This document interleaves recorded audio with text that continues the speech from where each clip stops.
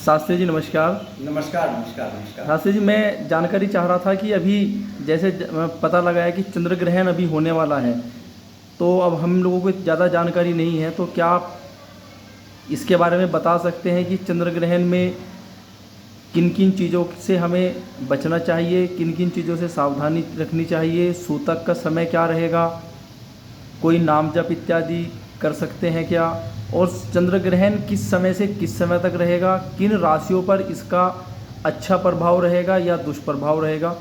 कृपया करके आप इसकी जानकारी दीजिए ताकि सभी लोग लाभान्वित हो सकें। वैसे तो मैंने सोशल साइट पर पिछले कुछ ही दिन पहले विस्तार में इसके बारे में चर्चा की, लेकिन जब आपने प्रश्न किया ही है तो मैं आपको विशेष रूप से बताना चाहता हूं। भाद्रपद शुक्ला पूर्णिमा यानी कि 7 सितंबर दिन रविवार को पूर्णग्रास चंद्र ग्रहण भारत में पूर्ण रूप से दृश्य होगा। इसका समय रात्रि 9:57 से प्रारंभ होकर के 1:26 तक इसका समय रहेगा। 1:26 पर मोक्ष हो जाएगा। इसका सूतक 3 पहर पूर्व यानी कि 9 घंटे पहले 12:57 पर इसका सूतक शुरू हो जाएगा।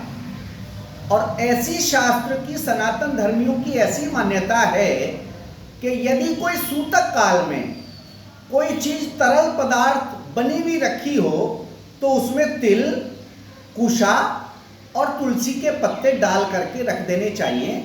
और पानी में भी, जो पानी है उस पानी में भी तुलसी के पत्ते डाल करके रखने चाहिए।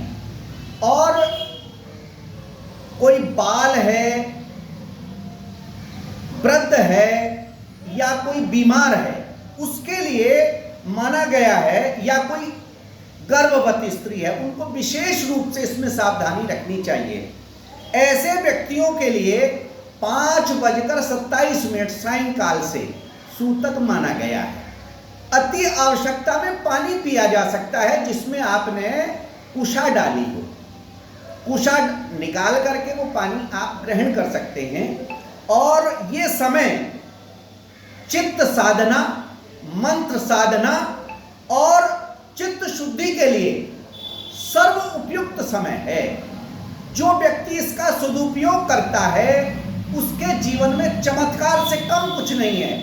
सनातन धर्म में इस समय को बहुत ज्यादा महत्वपूर्ण माना गया है। सनातन धर्म में कोई भी इस प्रकार का ग्रहण हो, चाहे सूर्य ग्रहण हो या चंद्र ग्रहण हो, मंत्र सिद्धि के लिए वो सर्वोपकारी माना जाता है, सबसे उपयुक्त समय माना जाता है। और ऐसे समय में कुछ ऐसे काम बिल्कुल नहीं करने चाहिए, नहीं तो उसका जीवन व्यर्थ हो जाता है। हम ये मानते हैं उसकी लाइफ बहुत प्रकार से परेशान हो जाता है। ऐसे समय में भोजन करने वालों की अधोगति होती है।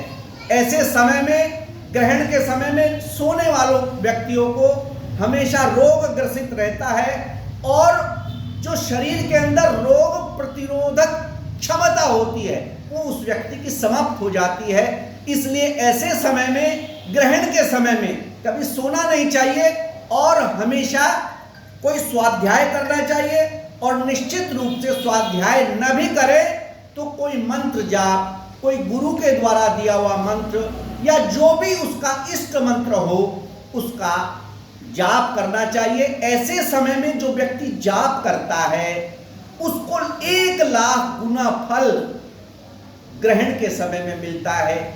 और यदि वो जाप गंगा जी के किनारे किया जाए वो 10,000 गुना फल देता है। जो व्यक्ति ऐसे समय में तेल की मालिश करता है ग्रहण के समय में वो व्यक्ति पुष्टि हो जाता है। जो व्यक्ति ठगाई करने का काम करता है, चोरी करता है, वो व्यक्ति सर्प योनि में जन्म लेता है। और वेद व्यास जी ने तो बहुत स्पष्ट लिखा है कि इस समय में किया हुआ जप लाखों गुना फल देता है। यदि ग्रहण के समय हम पूजा करते हैं, भगवान का चिंतन करते हैं, चित्त साधना करते हैं, मंत्र साधना करते हैं, तो ऐसे व्यक्ति को जो साधना करता है और परमात्मा का साक्षात्कार होने लगे तो ये मानना चाहिए कि उसके मंत्र सिद्धि का प्रभाव सिद्ध होने जा रहा है। ये बहुत उपयुक्त समय है। मैं सनातन धर्मियों से निवेदन करूंगा कि ऐसे शुभ समय में, ये एक शुभ समय भी है और जो गलत काम करने वाले हैं उनके लिए अशुभ भी है, तो ऐसे किसी भी व्यक्ति के लिए ये बहुत शुभ कार्य है। मैं सभी से निवेदन करूंगा कि अपने गुरु के द्वारा दिया हुआ मंत्र जाप करें, या इसके बारे में कोई परामर्श लेना हो तो मैं हर समय टेलीफोन पर भी उपलब्ध रहता हूं। मेरा आप नंबर नोट कर लें, 9719563941।